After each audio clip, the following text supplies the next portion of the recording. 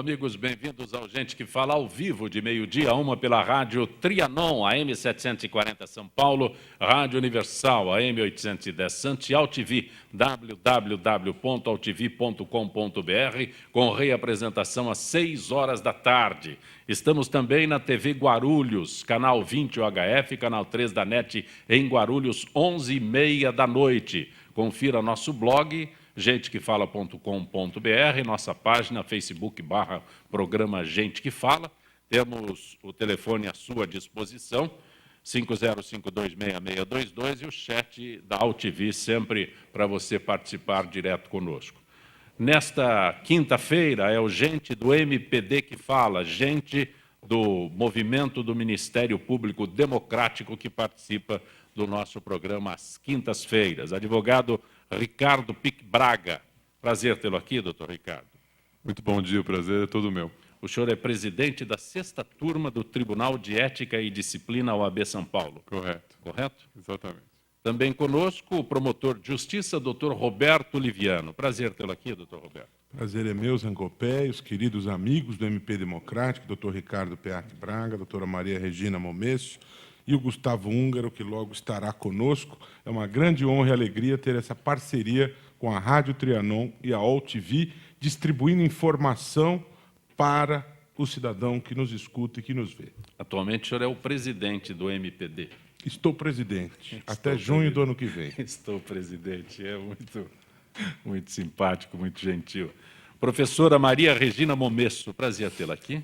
Prazer é todo meu e agradeço o convite do Dr. Roberto Liviano, o seu, e é um grande prazer estar aqui no programa. A senhora é professora da Unesp Araraquara. Sim. E o currículo da senhora é muito específico. Eu sou professora na área de linguística e, especificamente, trabalho com análise de discurso francesa. E também é pós-graduada. Não, eu trabalho na pós-graduação do único mestrado profissional em educação sexual da Unesp de Araraquara. Às vezes eu preciso da ajuda da senhora. Às vezes, não sempre. Não é? Sempre. Mas é o único mestrado? É o único mestrado no país, sim, especificamente em educação sexual. E qual é o alcance disso? Qual é a repercussão? Nós vemos cada vez mais a necessidade de termos, né? Porque a educação sexual, principalmente porque a educação sexual ela se faz mesmo que informalmente. Então, cada dia que nós vemos no mundo, né? Casos como, por exemplo, o do menino de 12 anos que estuprou a colega no banheiro, aqui em São Paulo, na escola pública. Isso tudo mostra uma falta, né, de uma educação mais formal sexual, tanto nas escolas quanto por parte dos pais, da sociedade em geral. Na nossa pauta de hoje, o Movimento do Ministério Público Democrático divulgou em nota repudiando a PEC 89, que propôs a criação de juizados de instrução criminal sob a presidência de delegados de polícia. Para o Ministério Público Democrático, é elementar que a atividade de polícia judiciária auxilia o sistema de justiça e não o contrário. Além disso, no Brasil, os delegados de polícia estão subordinados ao poder executivo. Doutor Roberto Liviano, esse é um assunto que está na pauta todos os dias. Da maior gravidade, e o Frederico Vasconcelos, no seu blog Interesse Público, ele divulgou, repercutiu essa nota. É importante explicar um pouco para as pessoas, porque nós temos uma enxurrada de iniciativas legislativas e é importante que as pessoas acompanhem o que está acontecendo para discernir. Aliás, publiquei na minha página no Facebook esta nota e, de ontem para hoje, o ex-presidente do Sindicato do Ministério Público de Portugal, o Rui Cardoso, ele fez um comentário a respeito que eu achei muito interessante. Ele diz que em todo mundo se percebe que o Poder Executivo tem essa ânsia de controlar investigações criminais. No entanto, aqui no Brasil, o que chama a atenção é o descaramento da iniciativa de querer deslocar atos que são próprios de magistrados para delegados de polícia que integram o Poder Executivo, né? É óbvio que, quando se desenhou a divisão do poder em Executivo, Legislativo e Judiciário, se imaginou, naturalmente, que quem preside a colheita da prova criminal é um magistrado, é um juiz. Mesmo nos países em que há juizados de instrução, como a França, a Itália, quem preside esse juizado é o magistrado, não é o delegado de polícia. Portanto, essa é uma situação absolutamente inaceitável, absurda, e que não resiste a um exame mínimo de constitucionalidade, porque esse é um papel da magistratura e não de delegados de polícia, inclusive desrespeita decisões do Supremo e do Congresso que consagraram o poder de investigação do Ministério Público, em 2013, rejeitando a PEC 37, e em maio, agora, em repercussão geral, por 10-1, o Supremo entendeu que o Ministério Público tem, sim, poder de investigação. Mas o que é mais grave é esta usurpação de função, que é típica do juiz por parte de delegados de polícia. Portanto, o Ministério Público Democrático emitiu nota repudiando esta PEC, que foi apresentada no último dia 9, e tenho certeza que um exame de constitucionalidade singelo já repelirá esta iniciativa que atenta contra a Constituição, contra pactos internacionais. Com certeza ela será repelida. A PEC foi apresentada pelo deputado Hugo Leal, do PROS do Rio de Janeiro. Doutor Roberto? Eu acredito que o doutor Roberto levantou uma... Doutor Ricardo, desculpa. O doutor Roberto estava com a palavra, desculpa. O doutor Roberto levantou uma questão interessante da constitucionalidade, que envolve a própria questão da separação de poderes.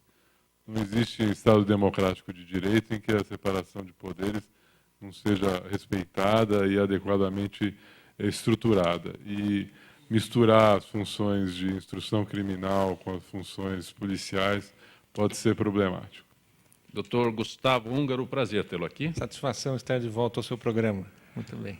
Doutor Roberto Liviano, deixa eu voltar a um assunto. Os delegados reivindicam para si, né, uma participação, vou colocar dessa forma, uma participação mais efetiva e que o trabalho deles não tem o reconhecimento dentro da esfera jurídica, posso colocar assim? Eles reivindicam, né, a parte deles na justiça, e esse, eu diria até que causa um imbróglio tão grande, né?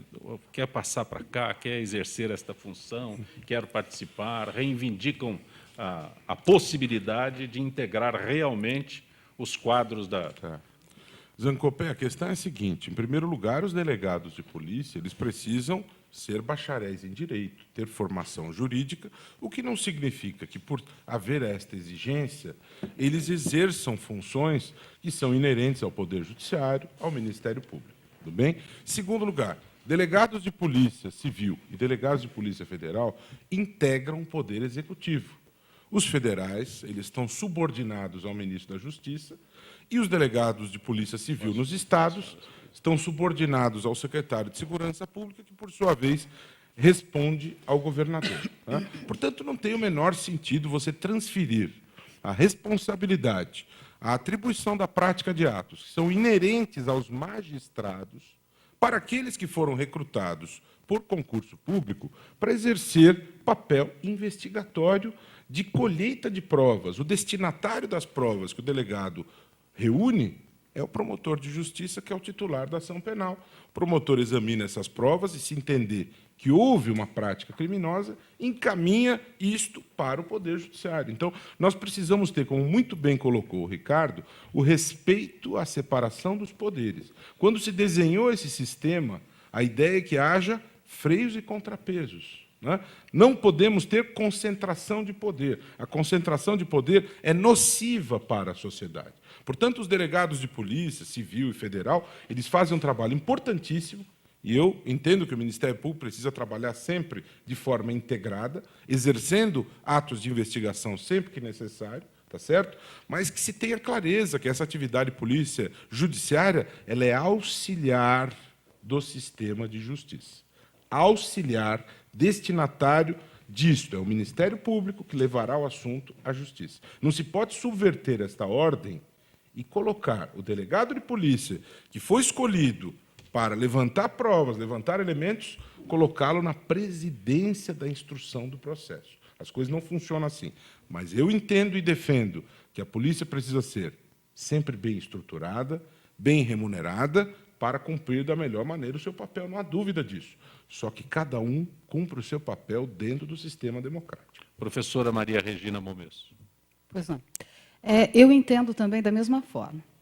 Se o delegado ele trabalha para o papel da execução, não tem que e sim ser um trabalho integrado, o judiciário com o executivo.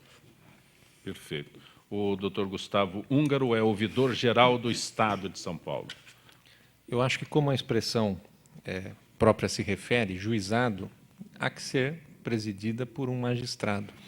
Eu gostaria de enfatizar que, ainda que haja essa vinculação das polícias ao Poder Executivo, de forma alguma é aceitável que se imagine que possa haver um controle político de governo em relação à condução de inquérito policial. Então, vamos deixar isso bastante enfatizado aqui. As coisas não devem se confundir, né? O delegado de polícia, quando preside um inquérito policial, ele está subordinado à lei.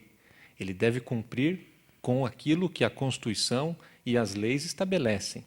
Não pode haver espaço para deliberações políticas em termos de condução de inquérito policial. Há apenas uma vinculação da estrutura das polícias, integrando o Poder Executivo em função da sua finalidade. E há uma vinculação, então, de caráter administrativo, para fins orçamentários, de gestão, de coordenação de estratégias da instituição. Mas, na condução do inquérito policial, tem que haver condição efetiva para um trabalho independente, técnico, pautado exclusivamente pela legalidade. Acho que é isso que a sociedade espera, é isso que a nossa legislação, o nosso sistema, o nosso ordenamento impõe que aconteça. Doutor Roberto Liviano, eu vou pedir um pouco mais de esclarecimento do senhor, porque o Ministério Público, até recentemente, era cerceado em suas ações, né? E houve aí uma evolução para que o Ministério Público pudesse desenvolver melhor as suas funções. Essa disputa agora que os delegados se acham no direito, é um entrave maior nessa conquista dos promotores, do Ministério Público, de avançar nas ações que possam esclarecer muito mais? Zancopé, eu enfatizo o seguinte: disputas mesquinhas por poder são nocivas para a sociedade. É importante registrar que o Ministério Público está presente no Brasil desde 1609, perante o Tribunal de Relação na Bahia. O seu papel evoluiu ao longo do tempo e o Ministério Público não se acha autossuficiente para realizar os papéis inerentes à responsabilidade criminal. Cada um tem o seu papel.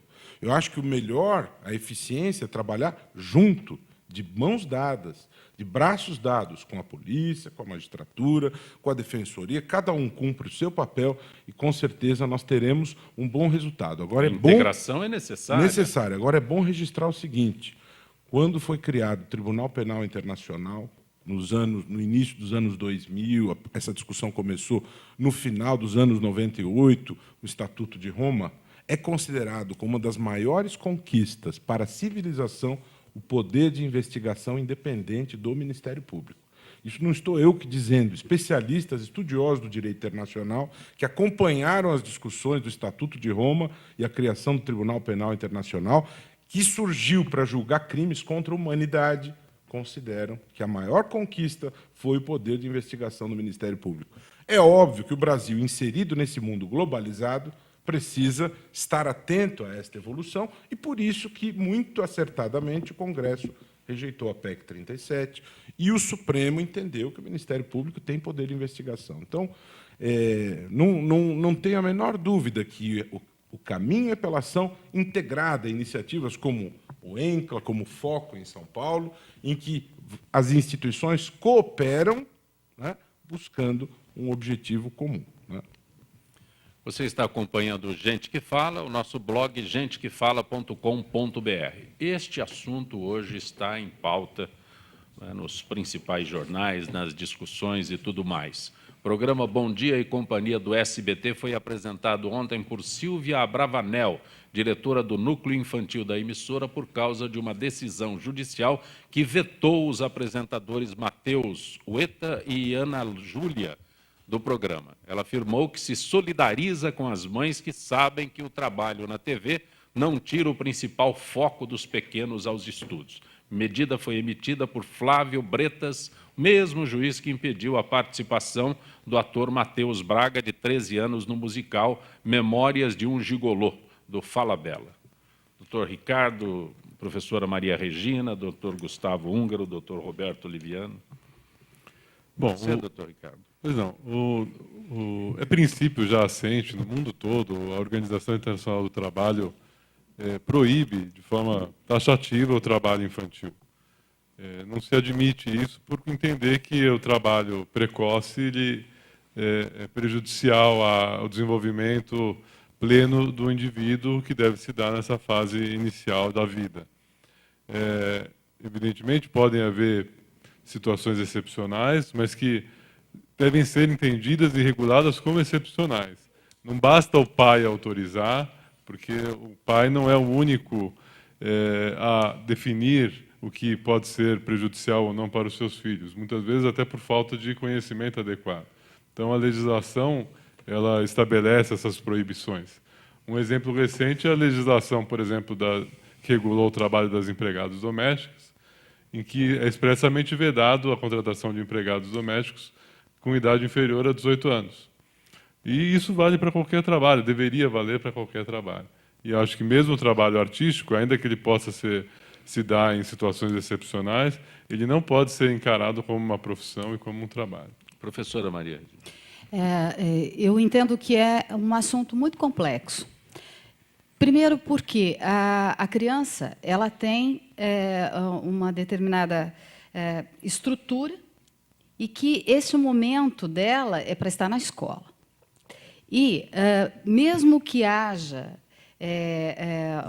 algo assim interessante, ela está participando de todas as atividades, inclusive a TV pode proporcionar, por exemplo, alguns programas que estejam trabalhando com educação e tudo mais, né?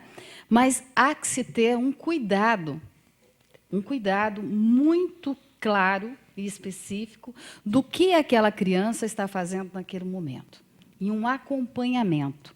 Não só um acompanhamento dos pais ou da própria TV, mas de psicólogos, de educadores, que possam trabalhar, porque essa criança está em formação. Não é pura e simplesmente participar do programa. Perfeito. Acho que as considerações já colocadas estão sendo muito pertinentes, né? No sentido de que a infância ela demanda um zelo protetivo da sociedade, e a legislação cuidou disso, né? Não se quer que haja uma antecipação das obrigações laborais, não se quer que haja também outros males, né, que estão ameaçando o desenvolvimento pueril, como o da precoce sexualidade, o do estímulo exagerado ao consumismo, a imposição de modismos, né, situações que muitas vezes levam a relações inadequadas no ambiente escolar, o chamado bullying, né? Então, há que se ter mesmo um esforço e, muitas vezes, a tutela judicial pode se mostrar necessária para garantir que a infância seja protegida e que o desenvolvimento, né, das crianças e dos adolescentes possa se dar adequadamente. Doutor Roberto, eu guardei o senhor para a última participação, porque eu quero acrescentar, não é um rigor muito grande? Não, não é um rigor muito grande, porque quando você trata de criança, que é prioridade absoluta, todo cuidado é pouco. E essa questão da proteção à criança não é algo que se possa dispor, né? Não são os pais que decidem se eles vão ou não permitir que determinada situação aconteça. Mas existem regras aqui, inclusive o senhor cita os pais, o doutor Ricardo também citou, a necessidade do acompanhamento de um dos responsáveis, o pai ou a mãe. Sim, mas mesmo com o acompanhamento do responsável, você tem num ambiente de trabalho uma situação que é inadequada para a criança pelo seu peculiar momento de vida. Na idade em que a criança se encontra, ela tem que brincar, ela tem que ter atividade e lazer. A atividade laboral ela é reservada aos adultos e há razões psíquicas para isso. Isso gera uma erotização precoce em algumas situações. Isso gera uma situação em que etapas da vida não estão sendo desenvolvidas da maneira adequada. Pode parecer, a princípio, que isso não gera maiores consequências, mas, com certeza, gera. Existem coisas que as pessoas podem dispor, Zancopé. Por exemplo, o indivíduo tem um crédito de uma dívida não paga, ele pode negociar, tá certo? Isso faz parte do mundo privado, do mundo das coisas disponíveis. E existem coisas que são indisponíveis.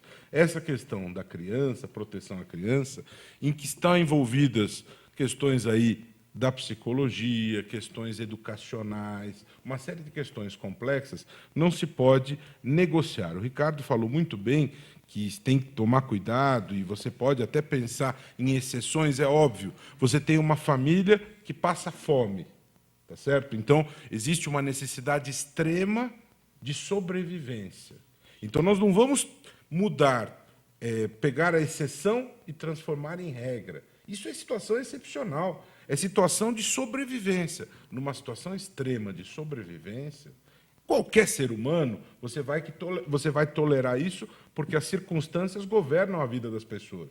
Mas você não pode transformar a exceção em regra, né? Portanto, a criança tem que ser protegida, prioridade absoluta. Nós temos hoje um debate nacional em relação a isso, por causa da questão da idade penal, né? Que temos na pauta hoje uma discussão importante sobre isso também, mas eu não tenho a menor dúvida do perigo destas situações. Eu entendo a reação, alguns pais reagem, não, mas eu é que decido o que é bom para o meu filho. Não é assim. Para isso existem leis, para isso existem instrumentos de proteção à criança, e o interesse maior da sociedade é proteger a criança, o seu desenvolvimento sadio, para que nós tenhamos uma situação de equilíbrio, de paz e harmonia, e que a criança seja respeitada, acima de tudo. Nem sempre o pai sabe o que é melhor para a criança. Eu entendo que é interessante lembrar que até o século XVIII a criança era considerada um adulto em miniatura. E é a partir do século XVIII que essa criança passa a ter um olhar mais cuidadoso, é que surge a pedagogia, é que surge uma educação específica voltada para a criança. Então, quando isso ocorre hoje, da criança ir trabalhar na TV ou trabalhar em qualquer outro tipo de coisa, volta-se a regredir lá no século XVIII, a ser considerada essa criança como um adulto em miniatura. Então, quando eu disse, comungando da fala do Dr. Ricardo, eu quis dizer o seguinte: não há mal nenhum em a criança participar da TV, participar do mundo do adulto, desde que essa participação tenha uma elaboração, um processo, um projeto, tá? Em que essa participação seja orientada, seja acompanhada de pessoas que são estudadas, formadas para esse acompanhamento. Porque o repórter, né, o jornalista, ele não tem uma formação para trabalhar com um ator mirim. Perfeito. Eu não vou... Posso acrescentar Pois não, um detalhe? Nesse caso em particular, nós temos que lembrar que pode haver uma pressão psicológica muito grande na criança, que se vê, num certo momento, como contribuindo para o bem-estar financeiro da sua família. Então, é uma responsabilidade que é jogada nos ombros da criança, em que os pais incentivam, dizendo, não, eu estou olhando para o seu futuro, mas a criança sente já desde aquele primeiro momento que aquela remuneração que está sendo oferida por ela, como artista mirim, atriz, etc., ela acaba sendo importante para o orçamento doméstico, e isso gera um peso, uma responsabilidade precoce na criança. E uma angústia. Talvez até algumas lidem bem com isso e se tornem seres humanos maravilhosos. Temos casos de Silvio Santos e outros que começaram a trabalhar muito cedo. Mas, nós, como disse o Dr. Roberto, nós não podemos olhar a exceção. Em regra, os especialistas entendem que isso é nocivo. Eu não vou nem colocar o aspecto que o doutor Roberto colocou sobre os pais, eu sei, né?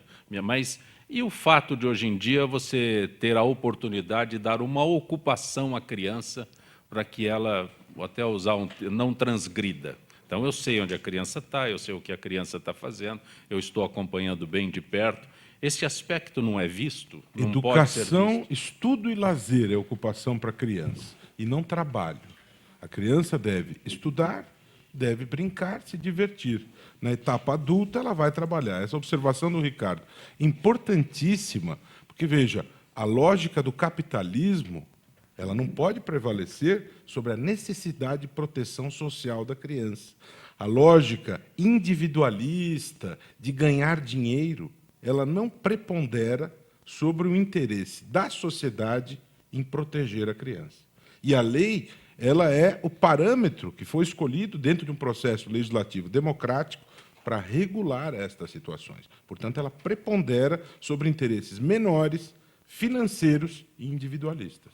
Você está acompanhando gente do MPD que fala como toda a quinta-feira, e toda quinta-feira também a participação da Associação dos Funcionários Públicos do Estado de São Paulo. Conosco hoje o presidente da AFIPESP, doutor Duarte Moreira. Prazer tê-lo aqui, doutor Duarte Moreira. Muito boa tarde, Zancopé Simões. Estou à sua disposição e de seus ouvintes do programa Gente que Fala. Duarte Moreira, a Ordem dos Advogados do Brasil, São Paulo e Movimento dos Advogados em Defesa dos Credores Alimentares do Poder Público se posicionaram contra o projeto de emenda constitucional 74/215 dos precatórios. Caso a proposta do governo seja aprovada, de que forma viria a agilizar os pagamentos dos precatórios aos credores, doutor Duarte Moreira? Ainda em análise na Câmara dos Deputados, o Zancopé, a proposta sugerida por Geraldo Alckmin e Fernando Haddad, que permite que estados e municípios utilizem 30% dos depósitos não tributários para pagar os precatórios, ou autoriza operações de crédito para quitar o que faltar. No entanto, a PEC é vista como polêmica e tem a oposição da Ordem dos Advogados do Brasil, da Ordem dos Advogados de São Paulo e do Movimento dos Advogados em Defesa dos Credores Alimentares do Poder Público, que veem riscos aos credores. As entidades argumentam que a nova proposta não prevê sanção ao ente federado, que deixar de pagar os precatórios até o final de 2020, prazo esse estabelecido pelo Supremo Tribunal Federal, e que isso favorecerá o calote. Duarte Moreira, como as entidades estão se articulando para barrar ou mesmo apresentar emendas à PEC 74/2015? Veja só, um trabalho conjunto entre a assessoria legislativa da OAB e a Comissão Especial de Precatórios da entidade vem sendo desenvolvido com o propósito de adequar a PEC 74 com propostas de emendas que garantam efetivo pagamento a seus credores no prazo determinado pelo Supremo Tribunal Federal, ou seja, até 2020. Mas, Duarte Moreira, com a determinação do Supremo Tribunal Federal que estabelece prazo para o cumprimento dos pagamentos de precatórios, sob seu ponto de vista, há uma expectativa positiva no sentido que essa dívida venha a ser sanada efetivamente? Ô Zancopé, essa medida assegurada pelo Supremo Tribunal Federal, sob o ponto de vista da Associação dos Funcionários Públicos do Estado de São Paulo, a AFIPESP, é um avanço, principalmente por conta de um problema crônico criado pela administração pública em um modelo burocrático que não permite seja executado com eficiência e agilidade que o caso requer. Agradeço ao Duarte Moreira, que é presidente da AFIPESP, Associação dos Funcionários Públicos do Estado de São Paulo, trazendo mais esclarecimentos àqueles que acompanham Gente que Fala. Duarte Moreira, um abraço, grato. Acompanhe o nosso blog gentequefala.com.br. Retornaremos em instantes.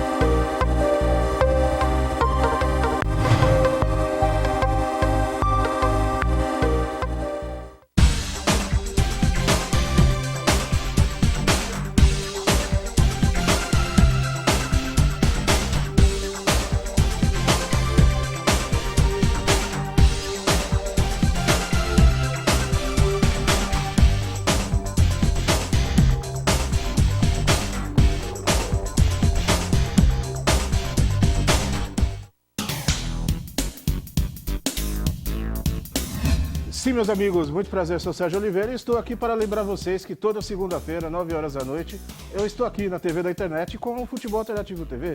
Sim, Série D, Série C, Copas Estaduais, as divisões de acesso, tudo aquilo que nenhum outro programa esportivo fala, tem a coragem, a capacidade de falar, nós falamos aqui na TV.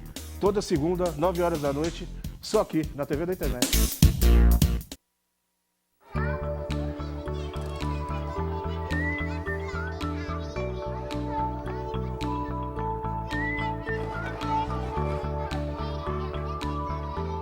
Quando uma criança desenvolve seu potencial, as portas do mundo se abrem para ela.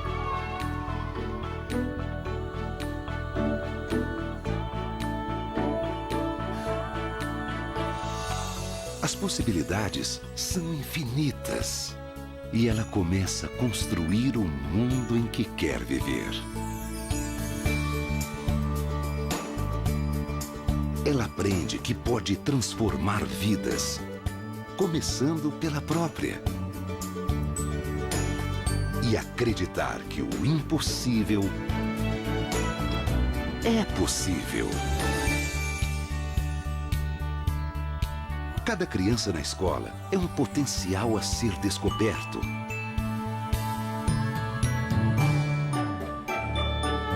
Potencial de realizar sonhos, não importa o tamanho.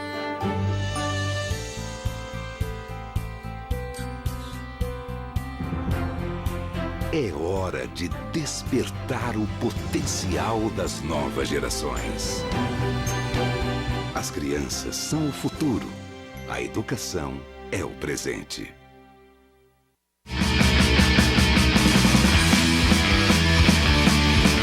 Olá, eu sou João Carlos Boldan e apresento aqui na UTV toda segunda-feira, a partir das 14 horas, o programa Saludes, com o apoio da Quantum Bio. Falamos das medicinas ancestrais, como a acupuntura, que é a minha especialidade, mas também de medicina quântica, biorressonância, biofísica, para a qualidade de vida e saúde. Venha com a gente toda segunda às 14 horas aqui na UTV.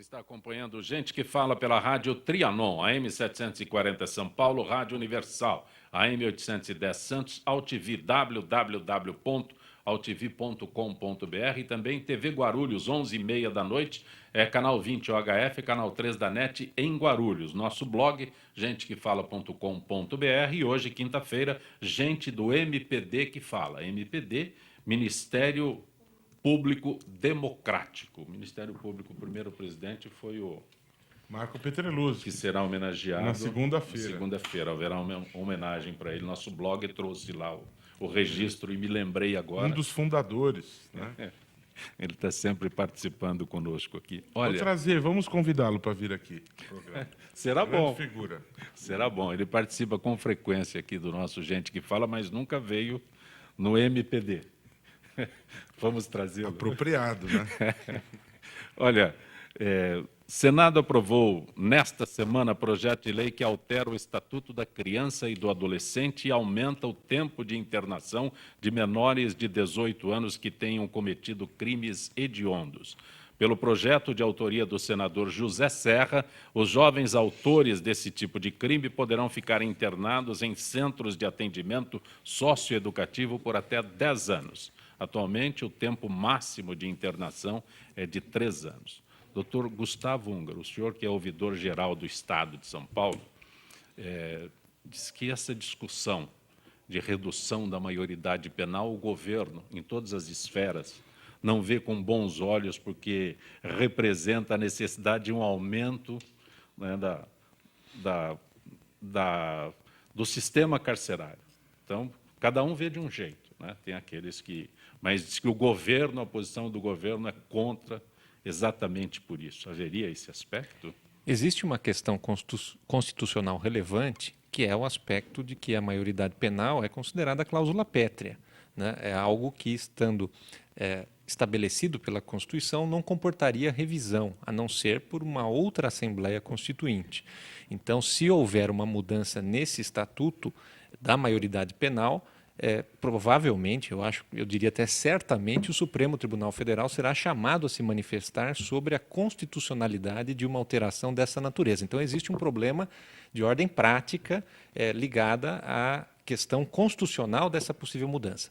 O que se propõe no Senado, pelo ex-governador José Serra, que é em sintonia com a proposta do governador Geraldo Alckmin. O governador Alckmin também mandou ao parlamento uma proposta para não mexer na Constituição, não mexer na maioridade penal estabelecida, mas procurar, sim, dar mais instrumentos para viabilizar as medidas protetivas em relação aos adolescentes que cometam atos infracionais considerados graves, né, que seriam equivalentes aos crimes hediondos. Então, a proposta tanto do governador Alckmin como do senador José Serra é para viabilizar o aumento do tempo de internação. A proposta do governador Alckmin elevaria esse tempo de internação para até 8 anos e a proposta do senador Serra para até 10 anos.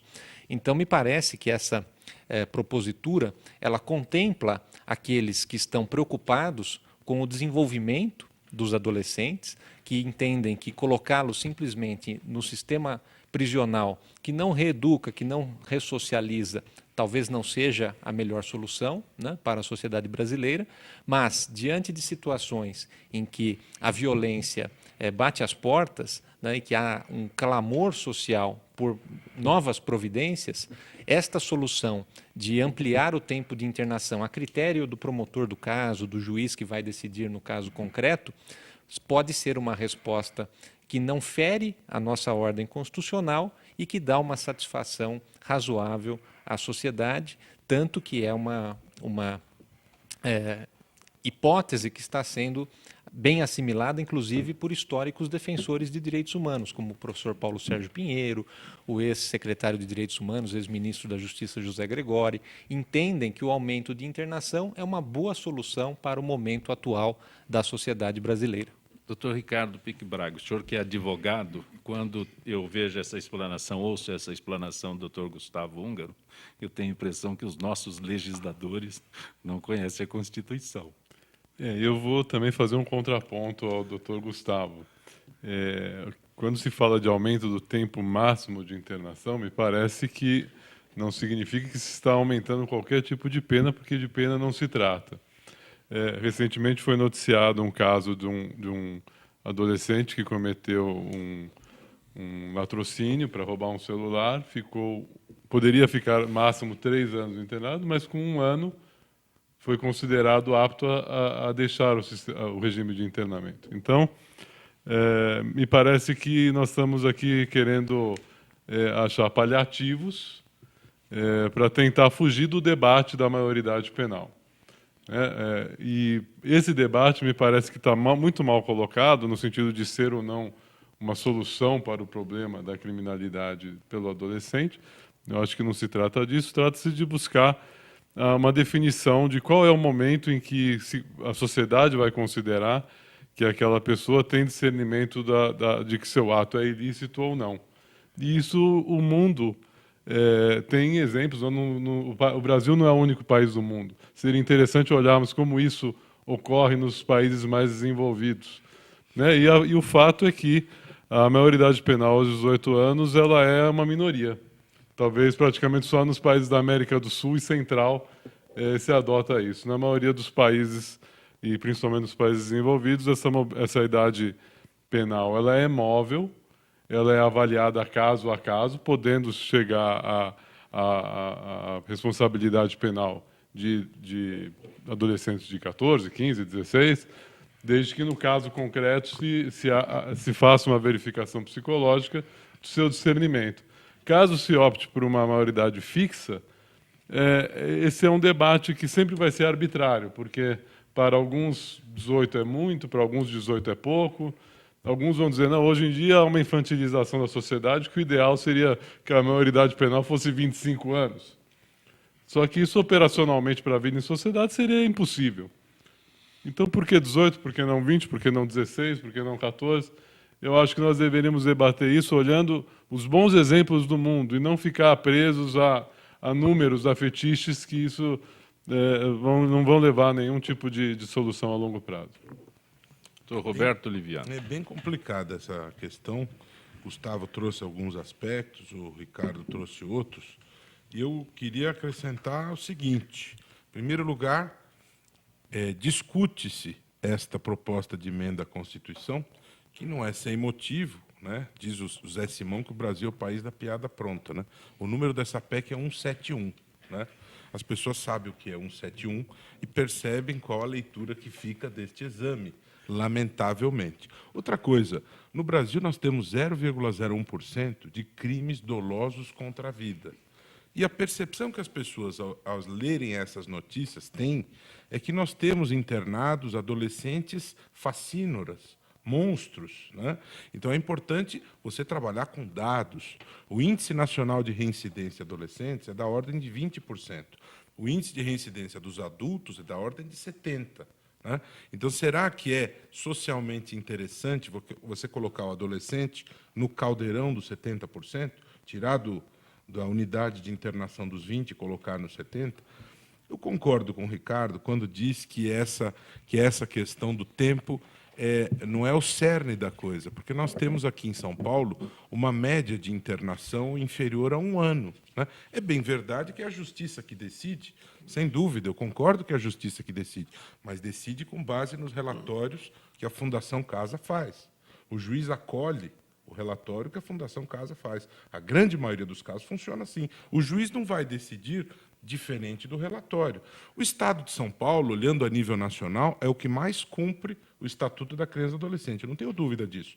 No entanto, nós temos aqui unidades superlotadas. Nós temos falta de vagas. E nós temos uma média de internação baixa. Então, não tenhamos a ilusão que aumentar o tempo de internação resolve.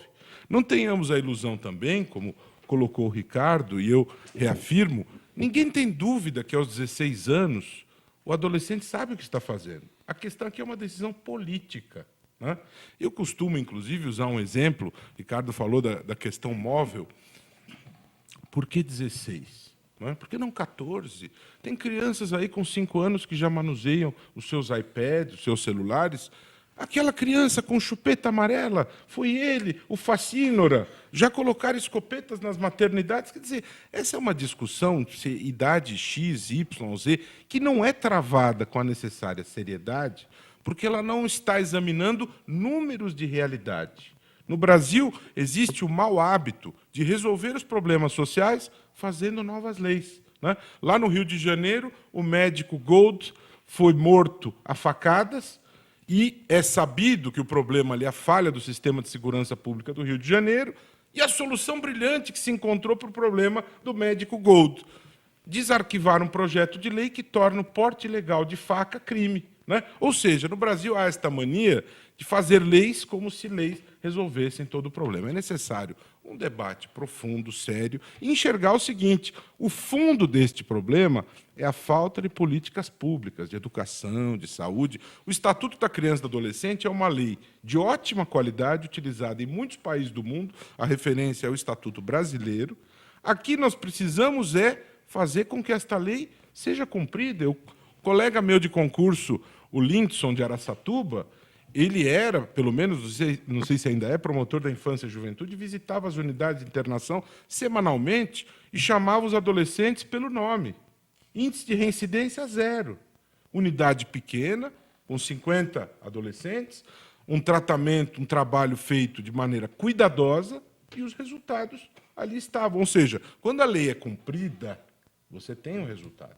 Então, aumento de tempo de internação, na verdade, transmite para a sociedade uma sensação de pseudo-segurança.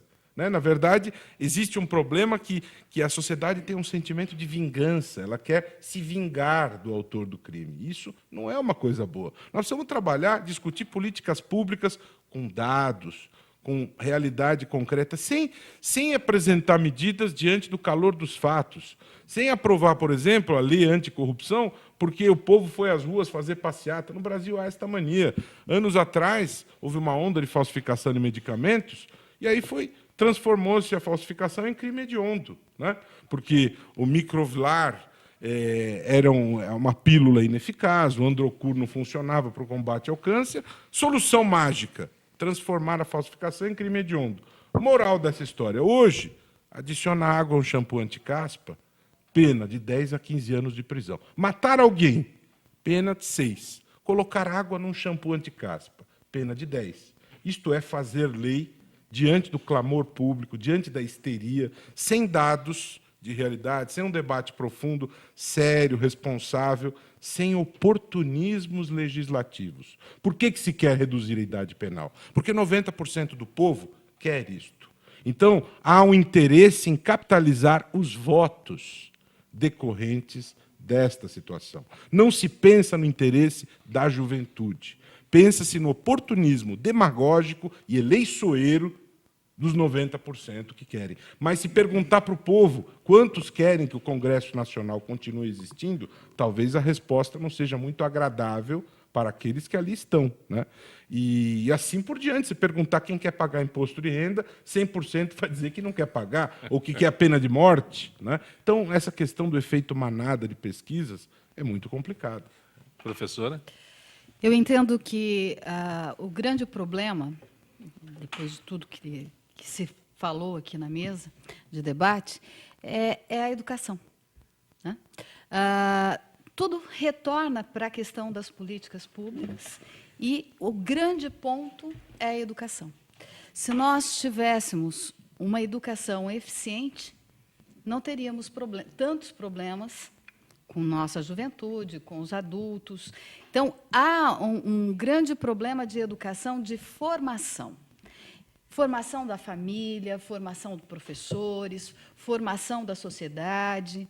A sociedade, de uma maneira geral, não sabe ler e interpretar aquilo que estão nos jornais, aquilo que é feito dentro das faculdades, da escola. Então, por exemplo, há cursos em que se faz particulares, em que se coloca no mercado um profissional que não foi bem formado.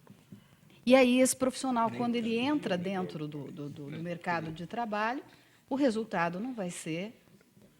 Né? O resultado é péssimo. É péssimo. Aqueles que participam aqui do nosso Gente que Fala, Mariana da Lapa, doutor Liviano, o que aconteceu com o procurador que engavetou as denúncias do caso Alstom, empresa acusada de suborno em licitações do metrô de São Paulo? Investigação pela Corregedoria do Ministério Público Federal e pelo Conselho Nacional do Ministério Público. Quem detém poder tem que ser fiscalizado e controlado, inclusive os membros do Ministério Público. Está havendo apuração e, ao final, o que for verificado gerará a punição necessária. É assim que deve ser, e é assim que deve funcionar, e é assim que está acontecendo neste caso também. Professora Maria Regina, Paulo das Perdizes, o Ministério Público Paulista pode ser considerado 100% isento? Olha, eu acho que em tudo, em qualquer análise de isenção ou não, nós temos que ter dados e ter que se fazer uma avaliação, né, criteriosa, um estudo. Não dá para se falar se é 100% ou não 100%. Não existe nada 100%. Não é? Há casos e casos. Perfeito. Eu preciso fazer um comentário sobre isso. É óbvio que são seres humanos que atuam representando o Ministério Público. É óbvio que são seres humanos que julgam, que são delegados, etc. e tal. O promotor de justiça, ele erra. Como eu acabei de falar, quando erra, deve ser punido pelo seu erro. Isso é natural. Agora, é importante destacar para esse ouvinte que nos manda a pergunta que a Fundação Getúlio Vargas publica trimestralmente o índice de confiabilidade nas instituições no país, né? É trimestral essa divulgação. E a última divulgação, ocorreu 3 semanas atrás, manteve o Ministério Público num alto patamar de credibilidade para a sociedade, decorrente do bom trabalho que faz, estando apenas atrás das Forças Armadas, que tem 68%, da Igreja Católica, que tem 57%, o Ministério Público com 45%, muito à frente do Judiciário, muito à frente dos partidos políticos, do Congresso Nacional. Portanto, esse é o julgamento que a sociedade faz. Doutor Roberto, à frente dos partidos políticos é fácil, doutor Roberto. 5%. Eu nem... É exatamente isso que eu ia colocar. Eles têm 5% de... Mas não é porque eles funcionam mal que eles devem ser extintos. Eles Não, devem não, ser não. corrigidos. Eles Isso. devem ser controlados, porque o Brasil é uma democracia pelos partidos. É ruim que nós tenhamos essa situação, né? Promover cultura ao menor está errado. O que os senhores colocaram nas devidas falas foi tratar a criança como um adulto. Um juiz apenas lê de uma maneira fria e calculista, o que nos dá a entender que não estão mais preocupados em aparecer do que cuidar dos menores que não têm acesso à cultura. É o Ricardo Santos, aqui da Santa Cruz. Pois não. Olha, eu acredito que, primeiro, essa pessoa que colocou, ela tem que entender o que é cultura. Né? Cultura é uma coisa, educação é outra. Então, quando nós colocamos aqui, eu acho que a criança ela tem que ter arte. Arte, a estética, é diferente da cultura. Todos nós temos cultura. Então, uma vez uma pessoa um dos meus alunos me perguntou: professora, como é que eu faço para ser culto? Você não faz nada, você já é culto. Agora, como é que você faz para ser erudito? Sim. Aí é diferente. Para você ser erudito, você tem que saber mais daquilo, né? Conhecer mais daquilo. Então, muitas vezes, nós confundimos cultura com erudição. Então, dar cultura à criança, para mim, também tem que dar arte, tem que dar o estético, porque antes da ética vem a estética. Agora, participar, por exemplo, apenas de um programa de TV por participar, não tem sentido. Agora, se eu participar para promover a estética, a ética e a formação daquela criança, aí sim eu estou promovendo cultura. Nós estamos chegando ao final do Gente que Fala. Nós temos aqui ainda uma colocação sobre a redução da maioridade penal, que não vai diminuir. Eu não consegui porque já girou muito rápido aqui, não é? Isso já vai... Não vai diminuir a violência. Não vai diminuir a violência. Isso já está mais do que provado em muitos países que tiveram tal atitude. Daqui a alguns anos vamos colocar na cadeia menores de 10 anos, mas ao mesmo tempo essas crianças criminosas devem pagar. Nancy de Santo Amaro que faz a colocação. Pois não. Eu gostaria de comentar que, de fato, a impunidade é um problema grave. Mas, desde Cesare Beccaria, que é um autor famoso na área do direito, que escreveu há séculos atrás, o importante não é o tamanho da pena, mas a certeza da sua aplicação, a certeza da punição. Isso é que pode produzir, de fato, um efeito dissuasório, um efeito pedagógico, para que aquela conduta não se repita em desfavor da sociedade. Então, esse aspecto, né, da efetividade da aplicação da pena é que deve ser o objeto da nossa atenção, mais do que quanto que a legislação prevê em termos do tamanho da aplicação. Porque, muitas vezes, não havendo um funcionamento adequado do sistema de justiça, não havendo a efetividade daquilo que a norma prevê, de que ela vale, né? Então, eu acho que, enfatizando esta questão de que a efetividade é mais importante do que o quantum previsto na norma. Permitam, sobre esse ponto, eu queria 30 fazer segundos uma afirmação bem polêmica. O Estatuto da Criança e Adolescente ele não prevê pena para os menores. Sim. Tanto que eu dei o exemplo de que em um ano, se o laudo disser que que o adolescente já pode sair, ele sai. E eu acho que isso deveria ser repensado. Eu acho que, eu como pai, digo que certas penas são importantes, inclusive para crianças, inclusive para adolescentes. Agora, Doutor... é claro que na prática, não é, Sim. Zancopé? A privação da liberdade tem aspecto sancionatório evidente, né? Quer dizer, uma criança que tem limitações para as suas atividades, que tem um determinado convívio, que passa a ser imposto a ela, por mais que seja a favor dela, tem também um aspecto de que é algo atípico, né? que tem um caráter, né? Que, ainda que não seja a pena no nosso sentido estrito, formal, mas há uma situação em que muitos países que se considera também que há uma possibilidade sancionatória em outra faixa etária, se considera a aplicação de medidas socioeducativas dentro desses parâmetros, né? Então, no nosso caso, nós poderíamos considerar que no Brasil existiria um sistema, né, sancionador a partir dos 12 anos, né, que é a faixa a partir da qual se considera como adolescente passível de cumprimento de medida socioeducativa. Né? Então, Doutor Gustavo Ungaro, não tenho mais tempo. Agradeço a tua gentileza de ter participado do nosso Gente que Fala, agradeço. muito bom. Professora Maria Regina Momesso, muito bom tê-la aqui no Gente que Fala. Agradeço também a participação e o convite. Doutor Ricardo Pique Braga, muito bom que tenha vindo ao nosso Obrigado programa. pelo convite, um abraço aos ouvintes. Doutor Roberto Liviano, promotor de justiça, presidente do MPD. Temos Muito obrigado. um encontro já na próxima quinta-feira. Sim, muito obrigado aos ouvintes, telespectadores, a vocês, Zancopé, que sempre com tanto brilho conduz os debates, e aos nossos queridos amigos do MPD, Gustavo Ungaro, Ricardo e Maria Regina, por mais essa oportunidade de discutirmos temas relevantes para a sociedade, que a nossa parceria se mantenha, se prorrogue, que nós possamos contribuir para o esclarecimento das pessoas, para a disseminação de informações e para o fortalecimento da cidadania. Gente que Fala tem na direção-geral o jornalista Fausto Camunha, a diretora de produção Zenilda Salvato, redação Raela Brandão Pedro Esquiavão, na pauta José Carlos Sicarelli, produção cultural Ricardo Godoy, na rádio Trianon, Benebenê, Cléo Rodrigues, Neildo Neres, Ricardo Valim, na direção da UTV Alberto Luquete, na técnica James Eduardo, Marcelo Fontan, Sérgio Oliveira e Iago Matsumoto. Estaremos de volta com o Gente do MPD que Fala na quinta-feira. Amanhã, Gente que Fala. Até lá.